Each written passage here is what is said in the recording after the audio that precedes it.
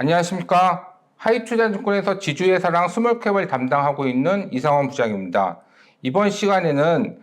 내년도 투자 확대가 기대되는 부분에 대해서 좀 말씀을 드리겠습니다. 보통 투자가 증가된다는 것은 경기가 좋아서 수요가 증가가 되기 때문에 공장을 증설한다든지 여러 가지 인프라 건설을 한다든지 등등등이 투자 확대 요인이었는데, 내년 같은 경우는 다 아시겠지만은 지금 금리가 인상이 되고 10년물 금리랑 2년물 금리가 역전 현상이 일어나면서 경기 입축이 될 거라고 지금 모든 전문가들이 예상하는 가운데도 투자 확대가 일어날 수 있는 곳이 과연 어디가 되겠느냐, 투자 확대가 일어나면서 어느 종목들이 수혜를 받겠느냐, 그런 관점에서 말씀드리겠습니다. 먼저 좀 말씀드릴 거는 뭐냐면은 2월 달에 러시아가 우크라이나를 침공하면서 여러 가지 이슈들이 발생이 됐는데, 거기에 단면의 의미를 보시면 1991년도에 소련이 붕괴되면서 그 전까지는 냉전 시대가 발생이 됐었는데, 소련 붕괴로 인해서 냉전 체제가 붕괴가 되고 세계화가 일어났습니다. 그런 부분들이 미국 주도의 자유주의적 국제 질서가 새롭게 펼쳐지면서 됐었는데, 러시아가 우크라이나를 침공하면서 그 부분이 무너지기 시작하면서 러시아가 강력하게 도전자로 부각이 되면서 여러 가지 일들이 발생됐습니다. 일명 탈세계화 부분이 발생이 되고, 더 중요한 거는 뭐냐면은 냉전 시대가 끝났는데 30년 이후에 이 전쟁으로 인해서 신냉전 시대로 돌입하는 하나의 계기를 만들었다, 이렇게 보시면 되는데, 신냉전 시대에는 당연히 정치적인 논리, 자유주의 세계와 민주주의 세계와 공산주의 세계라는 그런 정치적인 논리도 있겠지만은, 여러 가지 안보라는 개념이 해서 경제적으로도 기술 패권, 기술 헤게모니에, 아니면 경제적인 측면에서도 그런 에너지 공급망이라든지 그런 안보 개념이 들어가면서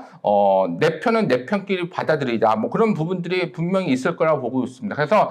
그런 신냉전 체제의 안보 개념으로 인해서, 탈세계화로 인해서 투자가 많이 활발하게 일어날 수밖에 없는 곳, 그러니까 경기와 상관없이 투자가 일어날 수 있는 곳은 내년도에도, 올해 하반기도 그렇게 일어났지만은 내년도도 반드시 일어날 것이다. 그래서 투자가 확대되는 곳이 그런 부분들의 요인들로 될 수 있을 것이다. 그리고 또 말씀드린 거는, 여기 이제 차례를 보시면은 신냉전으로 방산 투자가 확대되는 시대가 있을 거고, 미국에서는 인플레이션 감축법, 그런 걸로 인해서 미국 지역의 투자가 확대되는 부분들이 있고, 그다음에 유럽에서는 리파워 EU 계획안 때문에 여러 가지 유럽 지역의 투자가 확대가 된다, 그렇게 보시면 될 것 같고, 인살만 왕세자가 우리나라도 이제 11월 17일에 왔다 갔지만은 어찌됐든 네온시티 등으로 인해서 중동 지역의 투자 확대 시대가 분명히 있을 것이다. 그래서 이런 네 가지 카테고리에 대해서 내년도는 투자 확대 시대가 열릴 것이다, 그렇게 보시면 될 것 같습니다. 먼저 신냉전으로 인한 방산 투자 확대 시대부터 보면 되겠는데, 아까 이제 말씀드렸듯이 소련 체제가 붕괴가 되고 세계화가 됐는데, 이제 러시아가 우크라이나를 침공하면서 다시 신냉전 체제로 돌아가게 됐다. 그리고 거기에 이면에는 지금 보시면 알겠지만은 10월 달에 중국에서는 이제 시진핑 집권 3기가 돌입할 수 있는 기반을 만들었습니다. 내년 3월부터 도입을 하지만은 어쨌든 시진핑의 3기가 도입이 됐고, 중앙위원회도 다 임명이 되면서, 시진핑 사람들로 임명이 되면서 내년 3월부터는 또 보통 2기로 끝났는데 이제 3기가 도입하는 이제 부분이 있는데, 여기서 중요하게 좀 말씀드릴 건 뭐냐면은, 중앙 대표자 회의에서 시진핑 주석이 이제 연설을 할 때 명분으로 들어왔던 게 뭐냐면은, 내가 이제 집권 상기를 계속 유지하기 위해서는 대만을 해야 된다는 그런 명분을 가지고 왔고, 대만을 통일하기 위해서는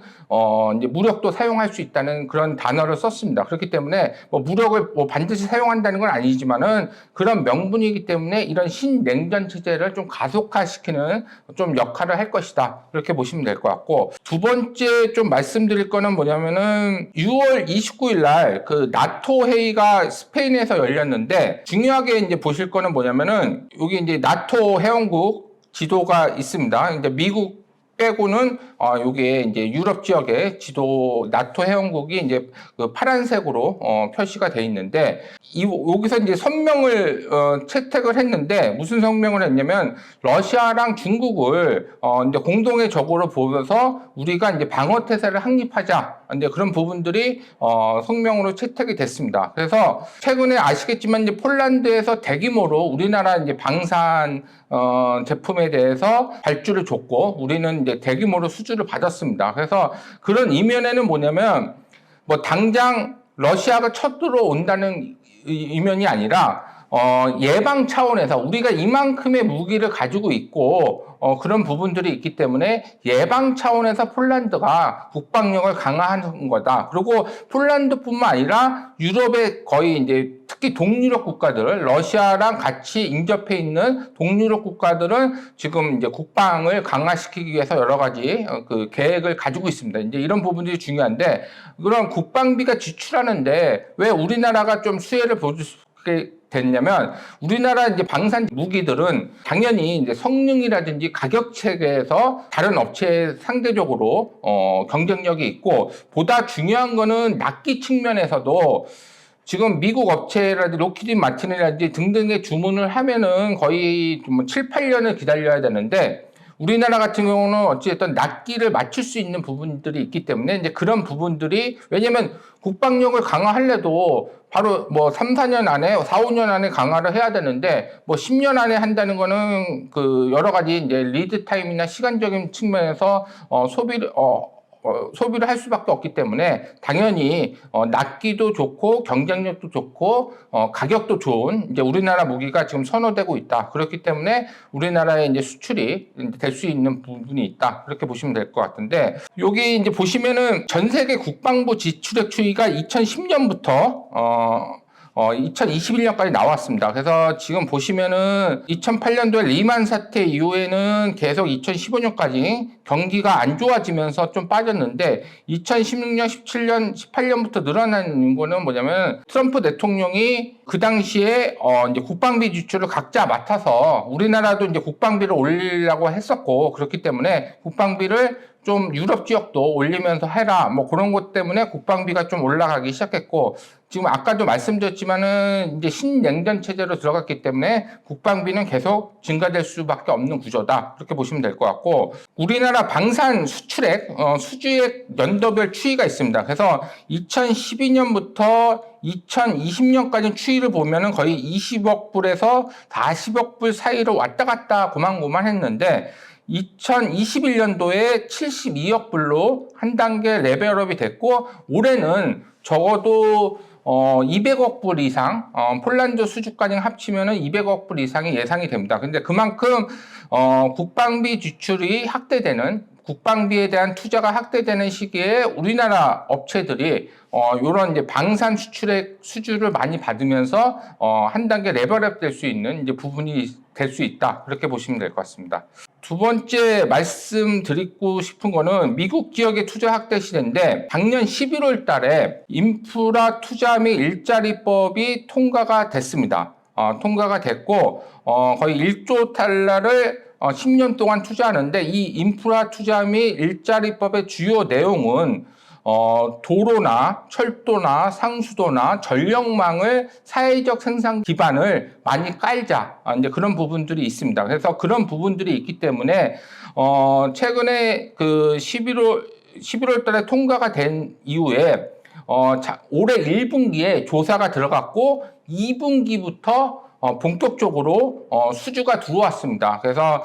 변압기 업체라든지 우리나라 변압기 업체라든지 그다음에 뭐 굴삭기 업체라든지 그런 업체들 2분기 이제 수주 추이를 보시면은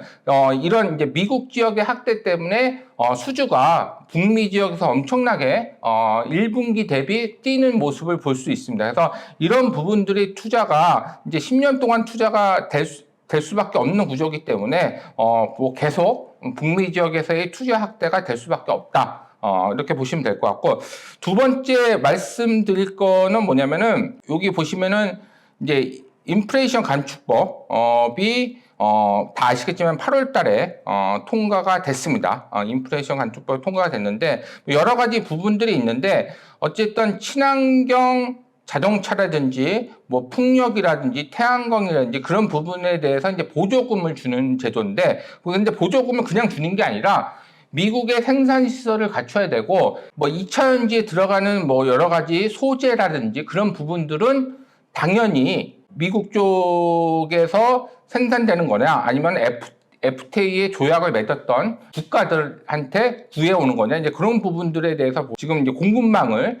그렇게 짰습니다. 그렇기 때문에 당연히 미국 지역의 공장 투자도 활발하게 일어날 수밖에 없고, 그 다음에 뭐 광산 투자라든지 뭐 그런 부분들이 있습니다. 그래서 FTA 맺은 국가들한테도 광산 투자들이 많이 활발하게 일어나면서 저희 이제 굴삭기 업체 같은 경우는 보통 이제 중국에서 인프라 투자가 많이 있을 때 수혜를 받았었는데, 최근에는 남미 지역에서 뭐 칠레 지역에서 광산 투자라든지 뭐 등등등이 있으면서 뭐 굴삭기 업체들이 수주가 많이 들어오는 것들이 다 그런 이 미국 인플레이션의 감축법의 나비 효과다, 그렇게 보시면 될 것 같습니다. 그래서 이런 부분들이 미국 지역에서 투자를 확대할 수밖에 없는 요인이라고 보시면 될 것 같습니다. 그리고 북미 송전 케이블이라든지 북미 변압기, 아까 이제 그 전력에 대한 투자도 많기 때문에 이런 부분들의 추이가 계속 증가될 수밖에 없다, 이렇게 보시면 될 것 같고, 그 다음에 이제 세 번째로 말씀드릴 거는 그 리파워 EU 계획안이라고, EU에서 가스라든지 원유라든지 그런 이제 자원에 대해서, 화석 연료에 대해서 러시아의 의존도가 엄청나게 높았습니다. 그렇기 때문에 최근 에너지 갖고 유럽 지역이 힘들었고, 그걸 비축하기 위해서, 그러니까 러시아를 줄이면서, 러시아 비중을 줄이면서 그거를 활성화하기 위해서 여러 가지 계획을 발표했는데, 그게 바로 리파워 EU 계약입니다. 그래서 러시아의 화석연료 비중을 줄이기 위해서 첫 번째는 신재생 에너지의 투자를 지금보다, 당초 계획했던 것보다 더 많이 하자. 그리고 두 번째는 에너지 공급망을 다각화하자. 그러니까 러시아에서 거의 안 받는 대신에 얘네는 이제 PNG 형태로 러시아에서 받았는데 그러지 말고 미국이라든지 UAE라든지 등등에서 LNG를 받아라. 이제 그렇게 보면 되거든요. 근데 LNG로 받으려면은 당연히 그거를 받으면서 기하할 수 있는 시설을 반드시 필요한데,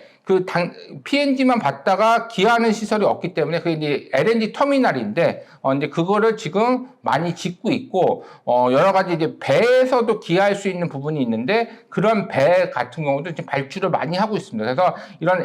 LNG 인프라, 에너지 인프라에 대한 투자가 많이 일어나고 있고, 두 번째는 아까 이제 말씀드렸듯이 신재생 에너지에 투자가 하면서 특히 신재생 에너지 중에서도 태양광 투자를 많이 독려하고 있습니다. 왜냐면 기간도 짧고, 그다음에 이제 태양이 비추는 곳에는 할 수 있기 때문에, 이제 그런 부분들이 있기 때문에 여러 가지 태양광 모듈이라든지 그런 전지에 대한 수요가 지금 뭐 여러 가지 많이 필요해서 지금 수주가 들어오고 있습니다. 우리나라한테도. 그래서 그런 관점에서도 유럽 지역에서는 투자가 활발하게 일어날 수 있다, 이렇게 보시면 될 것 같고, 마지막으로 네 번째 좀 말씀드릴 거는 네온시티 등 중동 지역 투자 확대 시대인데, 첫 번째 좀 말씀드릴 거는 이제 중동 지역 같은 경우도 어떤 재정 기반이 있어야지 투자가 많이 일어나냐면, 여기 이제 유가 추이를 보시면은 그러니까 2007년도, 8년도 빼고 2010년도부터 2014년까지는 거의 80불에서 100불을 왔다 갔다 한 시대가 있었습니다. 이때 중동에서 여러 가지 발주들이 많이, 뭐 시티 건설이라든지 발주들이 많이 나왔는데, 추이를 보면 중동 프로젝트 계약 규모 추이가 2014년 15년도에는 많았었는데 그 중에는 이렇게 이제 그 등의 유가가 떨어진 이후에는 이제 적어지는 부분이 있고, 우리나라 이제 해외 건설 수주 추이도 보시면은 2010년부터 14년까지는 많이 받았는데 그 이후에 유가가 떨어진 이후부터는 별로 안 받는 이제 부분이 있는데, 그게 이유는 뭐냐면 얘네는 이제 중동에서는 이제 석유가 나기 때문에 석유가 어느 이상 가면은 재정 기반이 확충이 되면서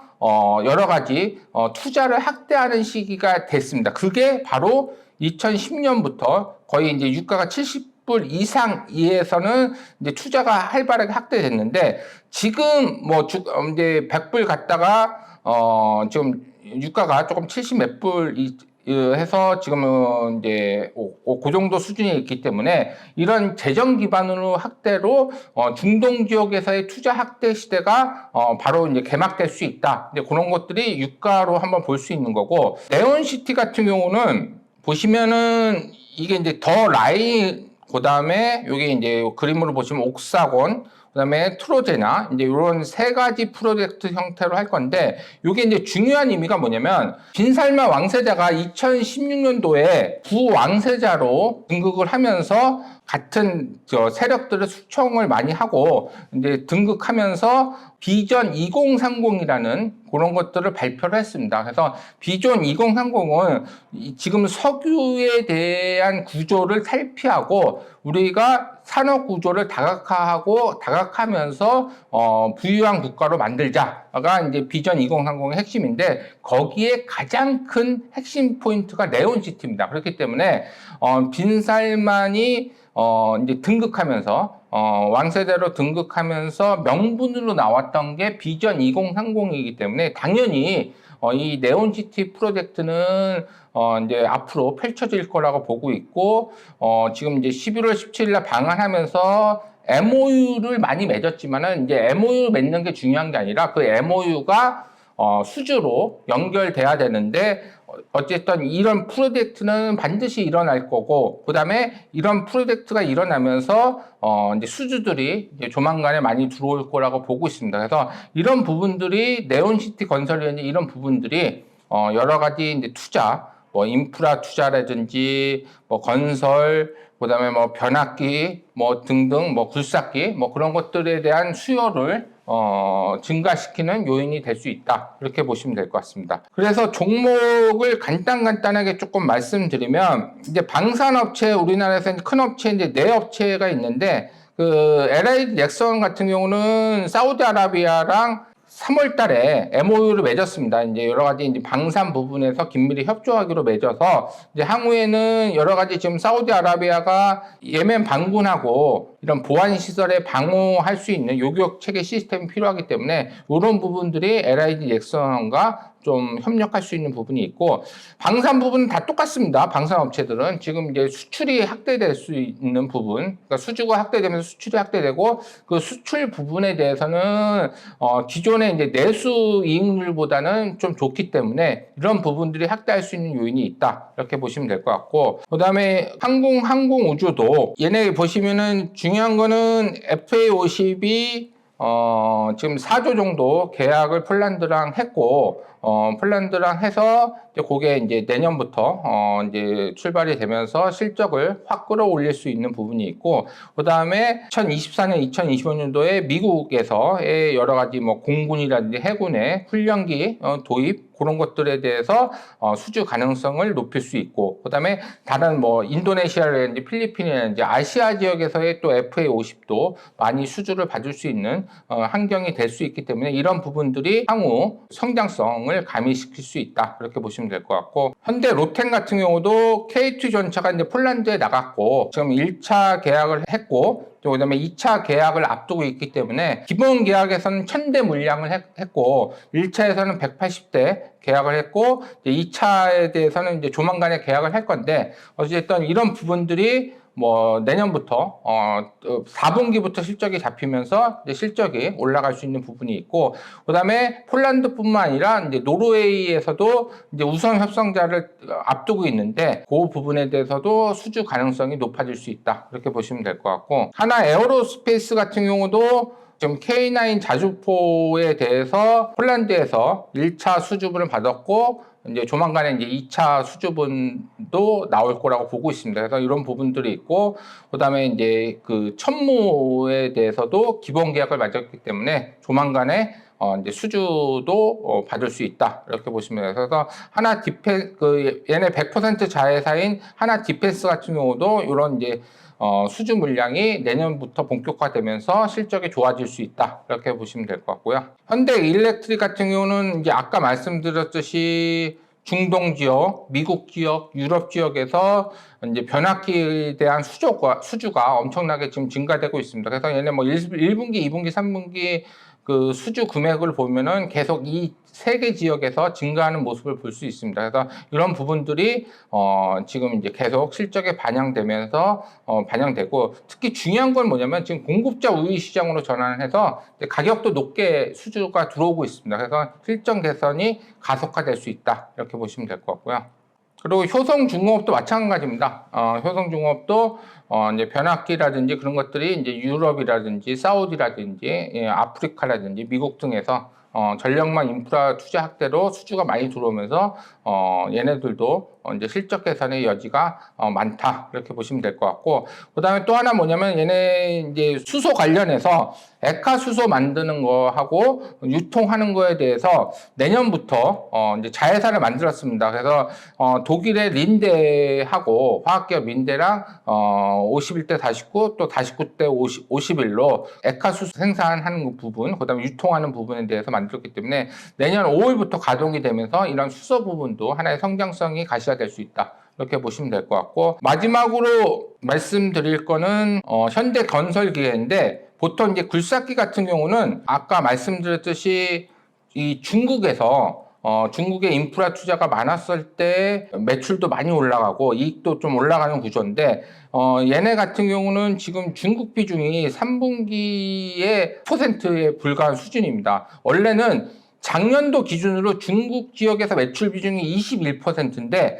지금 기준은 3분이 6% 엄청나게 떨어졌는데, 그거를 누가 메꾸고 있냐면 아까 말씀드렸듯이 북미 지역, 그 다음에 중남미, 인도네시아, 그 다음에 중동에서의 자원 보유국 중심으로 굴삭기 수주가 엄청나게 들어오면서 그쪽의 판매량이 지금 엄청나게 증가되고 있습니다. 그래서 오히려 중국이 원래 주 매출 지역이었는데 이 비중이 줄어든데도 불구하고 오히려 매출이 더 증가되는 구조가 되고 있습니다. 그래서 이런 부분들이 뭐 내년 상반기까지는 계속 될 것 같고, 그 다음에 또 하나 말씀드릴 거는 당연히 지금 중국이 제로 코로나 정책으로 도시를 락다운 시키고 도시 봉쇄도 하고 그러면서 안 좋은 상이고, 올해 지금 하반기에도 인프라 투자가 안 일어나는데, 뭐 제가 생각했을 때는 뭐 내년 3월 달에 시진핑 상기가 열리기 때문에 뭐 그쯤에서는 어느 정도 좀 풀리지 않을까, 이제 그렇게 보고 있습니다. 그래서 그렇게 풀리게 되면은 당연히 다시 중국 인프라 투자가 개시가 될 수밖에 없기 때문에 뭐 내년도 하반기에는 뭐 중국 지역에서도 좀 올라올 수 있다. 그래서 지금이 중국 지역이 최저점이기 때문에 이제 분기를 거듭할수록 내년도에는 좀 중국 쪽도 살아나면서 양방이 살아나면서 내년도도 실적이 좀 좋아질 수 있는 부분이 있다, 그렇게 보시면 될 것 같습니다. 그래서 이상으로 내년도에 투자 확대의 시대가 왜 오는지에 대해서 좀 말씀드렸고, 그 다음에 그 관련된 종목 말씀드렸습니다. 이상으로 마치겠습니다. 고맙습니다.